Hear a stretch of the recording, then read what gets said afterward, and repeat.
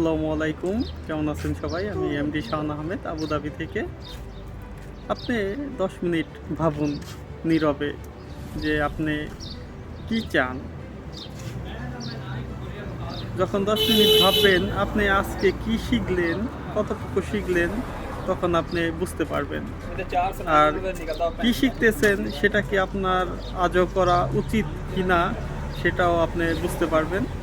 আর সবাই যা বলে সেটা কিন্তু ঠিক না। আপনি যেটা করতে চান, আপনার মন যেটা চায় সেটা আপনি করুন। সেই লক্ষ্য নিয়ে কাজ করেন, আপনার চিন্তা ভাবনাকে কাজে লাগান, আপনার স্বপ্ন দেখেন, আপনি কি হতে চান, কি অর্জন করতে চান। সেই লক্ষ্যে যদি আপনি ভাবেন, চিন্তা করেন, আপনার লক্ষ্যে আপনি পৌঁছাতে পারবেন। আপনার চিন্তা ভাবনাকে কাজে লাগিয়ে আপনার লক্ষ্য অর্জন করতে পারবেন। ধন্যবাদ সবাইকে। ভালো থাকবেন, সুস্থ থাকবেন। আল্লাহ হাফেজ।